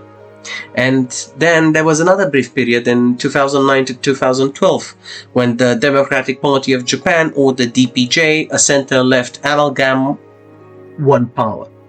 The DPJ experiment ended after a turbulent term marked by the 2011 disaster. The LDP, led by Abe, rolled back in 2012 and has held the government since. Within the LDP, there is a spectrum from old guard pragmatists to right-wing revisionists. Over the past decades, the nationalist wing has gained prominence. Abe was a leading figure, until he died, that is. He was pushing to revise the constitution, restore patriotic education, and strengthen the military. Influential groups like Nippon Kaigi or the Japan Conference lobbied for conservative causes, for example defending the emperor's status, denying certain wartime atrocities in textbooks, opposing gender equality measures, and so on and so forth. However, the LDP had the need to win general elections and to put a brake on its more extreme ideas. It had to keep a broad base, including business elites and moderate voters. Thus, while Abe talked of revising Article 9, he never managed to do so. Instead, he took incremental steps within public tolerance. Death by 1,000 cuts for Article 9, if you will. The LDP's long rule also bred a certain sense of complacency and collusion. Numerous scandals of bureaucratic cover-ups and politician cronyism emerged, such as the Moritomo school scandal under the late Prime Minister Shinzo Abe. By the early 2020s, many voters, especially urban and young, were cynical about the LDP, but saw no strong alternative to it.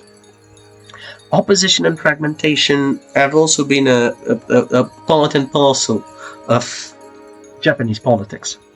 Japan's opposition has struggled to gain trust as a governing alternative since the DPJ's flop. The DPJ itself splintered. Its liberal wing became the Constitutional Democratic Party, or the CDP, and is currently the largest opposition party, espousing progressive policies, that is, pro-public welfare, civil liberties, phasing out nuclear weapons, and so on and so forth. A more centrist offshoot, the Democratic Party of the People, or the DPP, took a pragmatic line, at times cooperating with the LDP on certain issues.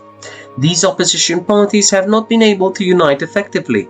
Ideological and personal rifts persist to this day. Meanwhile, the Japanese Communist Party, the GCP, though small, less than 10% of the vote, that is 10 to 12 Diet seats, remains a constant leftist presence and sometimes aligns with CDP and electoral coalitions, funny enough. Komeito, though technically a separate party, has been in coalition with the LDP since 1999, outlasting most marriages, and acts as its reliable junior partner, often moderating the LDP's rightward tendencies due to its pacifistic lay Buddhist voter base.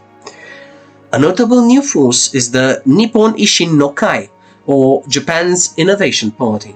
Originally Osaka-based and reformist populist in flavor, Ishin pushes neoliberal economic reforms. That is to say, the regulation or administrative streamlining as a policy, and is locally popular in Osaka. Nationally, it has grown to be the third largest party by 2021. Ishin is somewhat conservative on security, pro-constitutional revision, but liberal on economic modernization, a unique blend that attracts protest voters. The existence of Ishin and other smaller parties like the anti-NHK party, which won a couple of seats on a single-issue platform, has fragmented the opposition, often to the LDP's benefit under Japan's mixed electoral system, which rewards unified opposition and single-seat districts. The LDP has often won Diet majority with only 35% of the total vote, thanks to opposition splits. However, by 2025, this landscape showed signs of strain. The LDP under Prime Minister Shigeru Ishiba, who succeeded Fumio Kishida amid internal party shifts, suffered a historic loss. In the July 2025 upper house elections of all, while the LDP-led coalition remained in power, thanks to its lower house majority from 2021, losing the upper house majority was a psychological blow, exposing vulnerability. Voters punished the LDP for economic stagnation and price rises.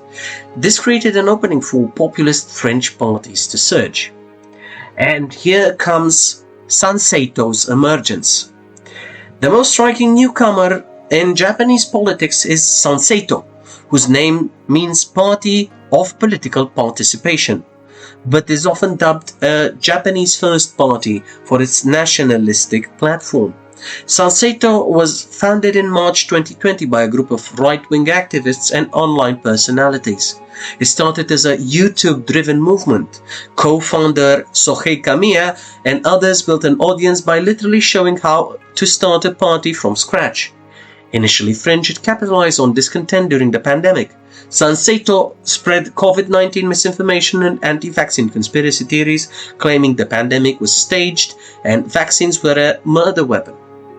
These conspiracy-laden views attracted a segment of the public distrustful of government and experts. Sanseitō also tapped into a vein of historical revisionism and ultranationalism, which Japan never truly, in its soul, lacked. For instance, Kamiya argues Japan should teach a proud history that rejects what he calls a masochistic view of World War II. That is code for denying what the Japanese occupation forces did on the Chinese mainland, which is one of the most horrendous war crimes in human history. The party's messaging blends spiritual notions. Some members are influenced by Shinto traditionalism with modern internet outrage topics like the Great Reset or anti-globalism. For its first 2 years, Sanseitō toiled at the grassroots, gradually gaining adherents.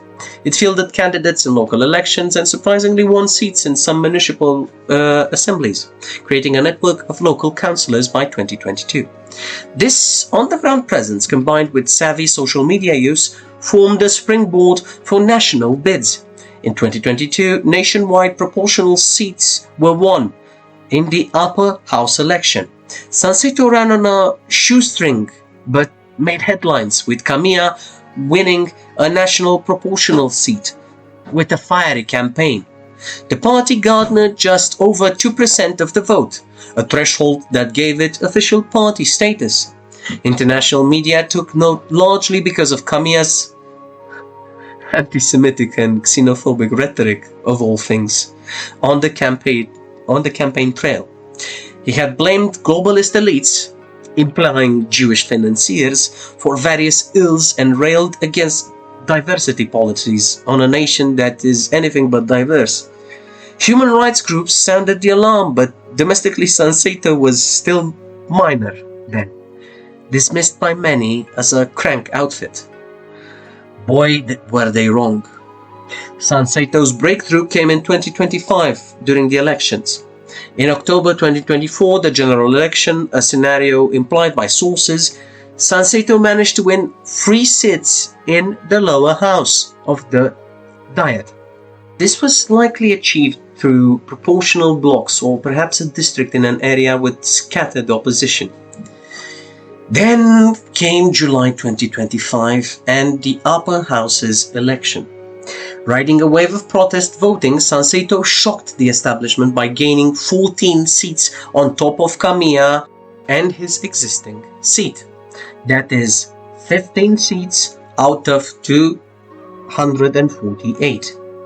This made it one of the biggest winners of the election. Its vote came from a mix of non-aligned first-time voters and disaffected LDP or other conservatives, particularly those hurt by economic woes and receptive to Sanseitō's simple messages. What are the ideology and policy background of Sanseitō. Sanseitō is obviously ultra-conservative. It's a right-wing populist party and nativist at that. It explicitly positions itself on the far right and even exhibits fascist elements, and I tend to avoid to use such terminology, as people have been using the term fascist out nausea, to the point of diluting the word into nonsense, which is quite dangerous in itself. But Sanseitō for once qualifies in having fascistic elements, according not to me but to some commentators. The party slogan, Japanese first, Japanese mind you, not Japan.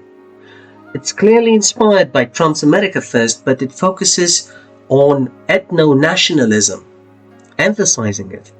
The idea that Japan should prioritize ethnic Japanese in all policies and preserve its traditional culture from foreign infiltration. The cornerstone is anti-immigration. Sanseitō claims foreigners bring crime and get better treatment than natives, a refrain we saw in Europe as well. The party calls for strict limits on immigration and naturalization, including a new government agency to regulate foreigners and excluding non-Japanese from receiving welfare benefits. This overt xenophobia, once read in polite discourse, is now Sanseitō's rallying cry. Critics say such rhetoric has encouraged the spread of xenophobic rhetoric online and pushed even mainstream right politicians to harder line stances. Indeed, misinformation about a third of welfare recipients being foreigners. In reality, foreigners are 3%. Statistically, that would be an impossibility. Even if all the foreigners in Japan combined into being this ruling class, these governors of Japan, which is clearly not the case. But this story circulated widely on social media, stoking fear. Sanseitō is also strongly anti-globalist and suspicious of international institutions. They oppose agreements like the United Nations Migration Pact or even aspects of the WHO, owing to their pandemic views. The party leadership has expressed admiration for global figures like Donald Trump, which is not wrong in itself, but Kamiya openly praising Trump as a bold anti-establishment generator of policy and praising Trump's style and sharing his disdain for decarbonization and diversity, equity and inclusion initiatives are dubious, to say the least. In fact, Kamiya frames Sanseitō as Japan's equivalent of the Trump movement, which is not really true, because the Trump movement, hate it or love it, was never based on ethno-policies. They also draw parallels with Europe's far-right media and have compared Sanseitō to Germany's AfD or Britain's Reform UK party in their anti-immigrant stance. On social issues, Sanseitō is ultra-conservative. They oppose gay rights vehemently, they're against same-sex marriage, and even the mild LGBT understanding law, which they want repealed, is a point of contention. They stress a return to traditional family values, which include reinforcing the norm of heterosexual marriage and child rearing. They bizarrely blame Japan's low birth rate on gender equality policies, with Kamiya arguing feminism has discouraged women from having babies. In one instance, Kamiya even suggested that to ensure imperial succession, concubines might be needed if a male heir shortage occurred. I do apologize. As I said, I have a cold, and talking about it, I have great difficulty of talking about Kamiya's views while keeping a straight face. I don't mean to be disparaging, I just find them immensely funny at times. Problematic, but immensely entertaining.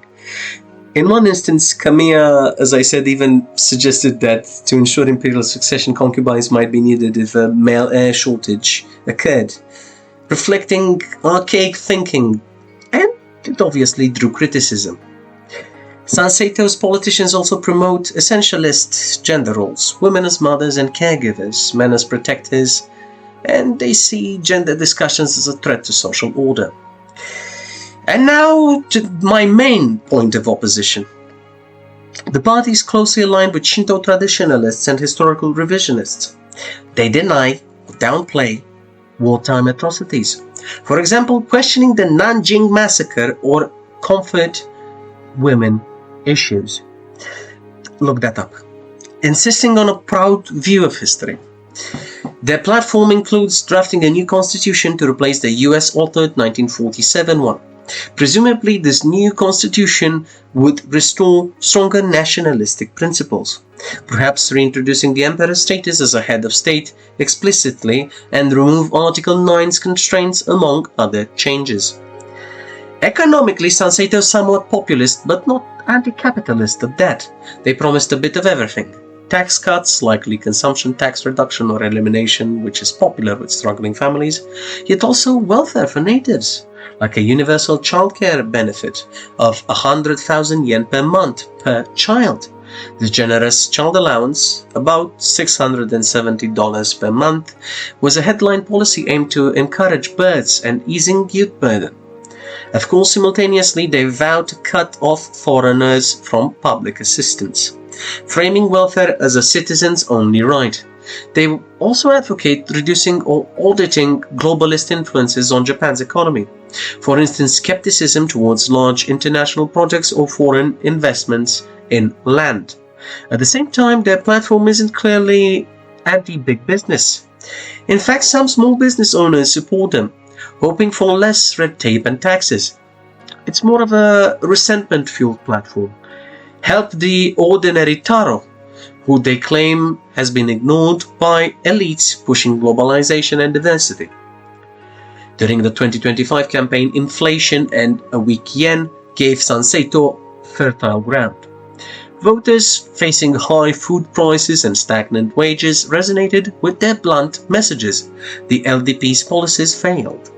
Sanseitō pointed to globalist policies and immigration as scapegoats for economic woes, despite evidence to the contrary.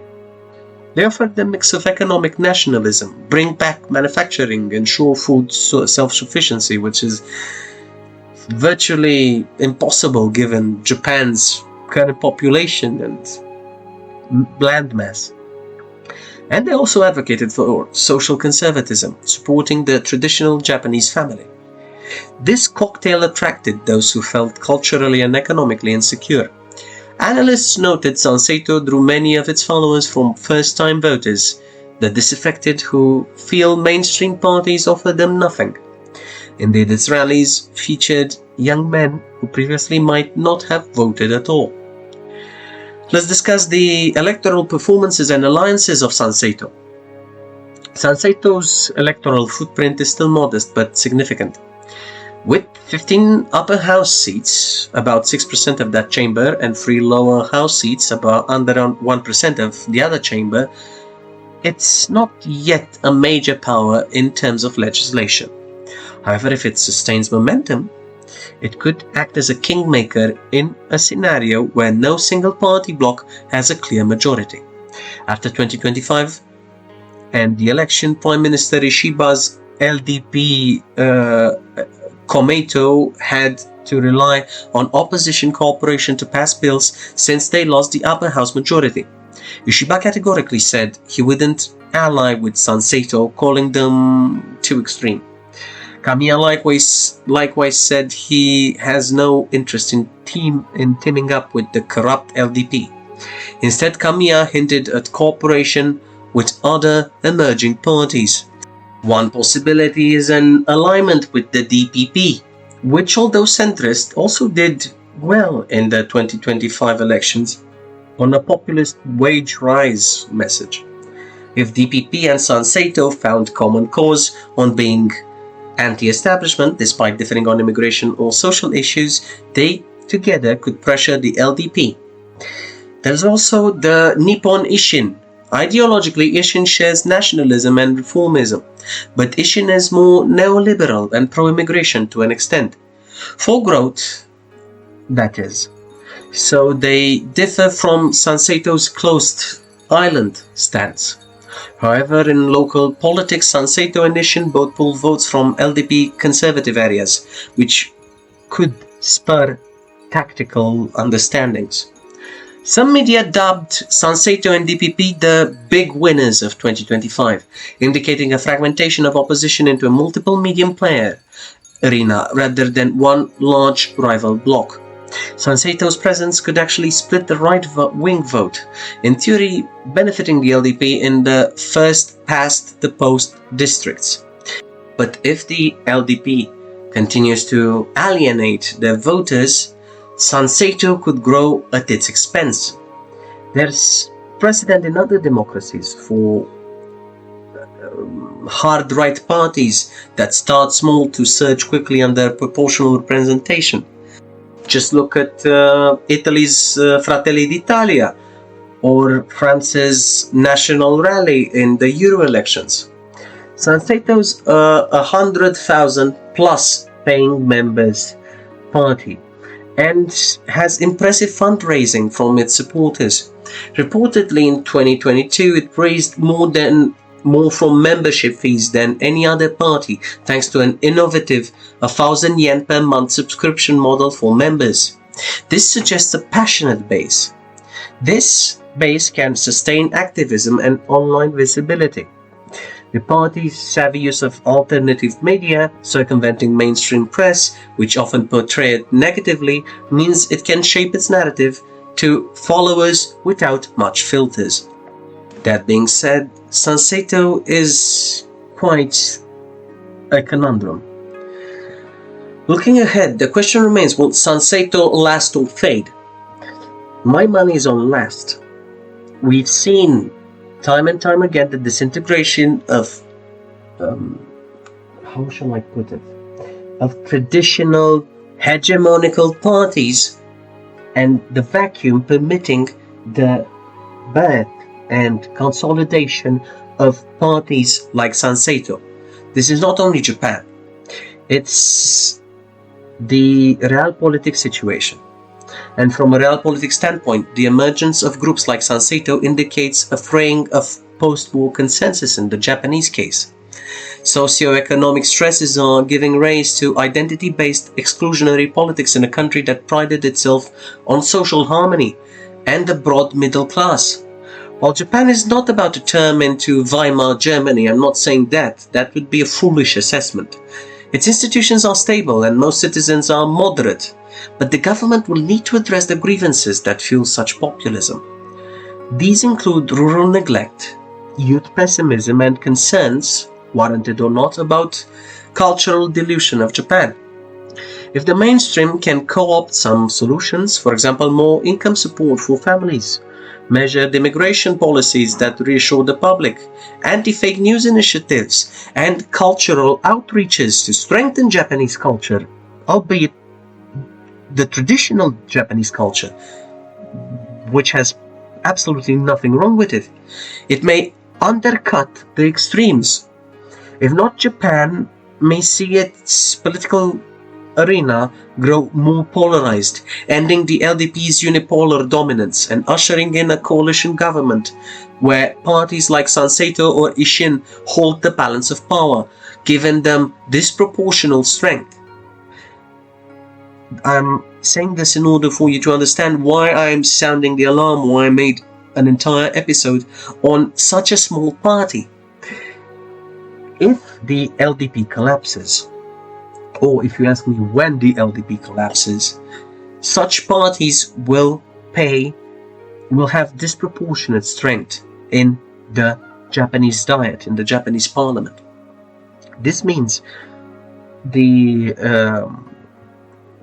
Sanseitō party or even the Ishin party, they do not need to be huge in percentages. They just need to be large enough to play kingmaker. But for now, Japan's in 2025 political landscape thus stands at the crossroads, which I already mentioned. The LDP is still in charge, but on notice. Opposition forces are many but divided, and an insurgent far-right voice has entered the Diet chamber railing against the post-war order that the LDP and moderate voters cherish so much. It's a delicate moment. Handled well, this could reinvigorate Japanese democracy with new ideas and necessary debates on immigration, on constitutional revision, on what it means to be truly Japanese. Handled poorly, it could presage a destabilizing slide into a populist governance and international estrangement of Japan.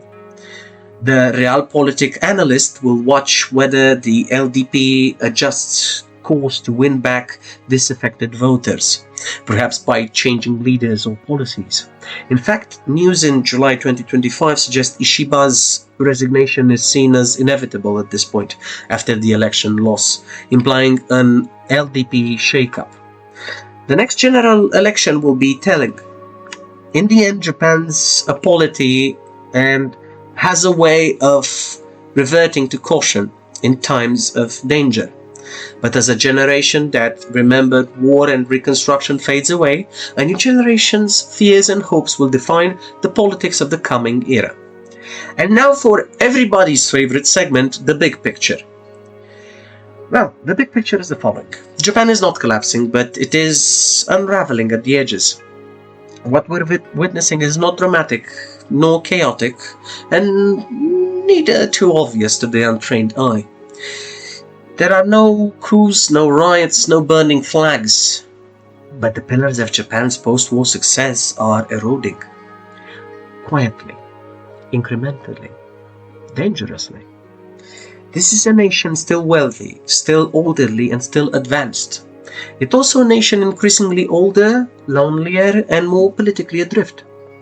Demographically, Japan is aging faster than any society in recorded history. It's not just that the population is shrinking, it's that the young are vanishing. Births are at a historic low, and death outpaces life by nearly 2-to-1. In a few short decades, Japan will lose tens of millions of citizens, not through war or disease, but through sheer demographic entropy. Economically, Japan is stable but stagnant. The engine that once fueled global growth is now idling. For over 30 years, Japan has lived under the shadow of the lost decades. Productivity remains high in manufacturing, mind you, but the country missed the digital revolution. The global order changed, and Japan didn't. Its nominal GDP in 2025 is lower than it was in 1995. This is not the trajectory of an emerging power. It's the profile of a country holding the line and slowly losing the ground. Geopolitically, Japan is caught in a tightening vice. China's rise has shifted the regional balance. North Korea's missiles fly over Japanese territory. Russia's alignment with Beijing has turned the northern frontier cold again. And Washington, Japan's clearly indispensable ally, now acts with transactional unpredictability. Japan is responding with rearmament, with missile purchases, and with new alliances. But the core doctrine remains the same: prepare for war and hope for Washington to arrive swiftly. Politically, the consensus is cracking. For decades, Japan's Liberal Democratic Party ruled with quiet technocratic will. But now the center is thinning. In its place, we see new populist voices like Sanseitō, tapping into frustration, nostalgia, revisionism, and fear. They're not yet dominant, mind you, but they are loud, they are organized, and they are digitally native. And in a society where the young are disconnected and the old vote in blocks, that combination is dangerous. Socially, Japan remains polite, cohesive, and safe, but also exhausted. The family is weakening, the workforce is hollowing, and still Japan, the dream of Japan, of a brighter Japanese future, feels more like a memory than a promise. Japan is still the world's third largest economy, still an industrial giant, still a vital US ally. But the Japan of 2025 is not the Japan of 1985. It's not the bold challenger to American power. It's not the vibrant technocratic miracle. It is now a civilizational test case. Can a rich, peaceful, aging democracy decline gracefully, without instability, without violence, and without losing its soul? Or will slow erosion eventually give way to sudden collapse? This has been the Realpolitik big picture. In conclusion, Japan does not scream, it whispers. It doesn't fall apart in revolutions or in explosions. It decays in silence, behind the facade of bullet trains and blinking vending machines and endless neon lights in Tokyo. It is still, make no mistake, the issue that what's unfolding in Japan is not just a national story. It's a civilizational mirror. For us, for the West, for the aging democracies, and for the slow empires of the 21st century. Because Japan is going first. It is the first post-industrial power to face irreversible population decline. The first to test whether democracy can survive slow-motion collapse. The first to remilitarize, not with pride but with unease. And now the first to face a homegrown populist wave from within. Wrapped not in a rising sun, but in the shadows of forgotten glory. The question isn't whether Japan will disappear. It won't. It's too old, too wise, too disciplined to vanish, especially overnight. But the real question is this: can Japan find renewal without youth? Can it defend its sovereignty without losing its soul? Can it lead, not with GDP or with carriers, but with vision? Or will it become the world's first peaceful, polite, democratic ghost, haunting summits, attending forums, signing agreements, while slowly fading into irrelevance? We began this episode with tradition.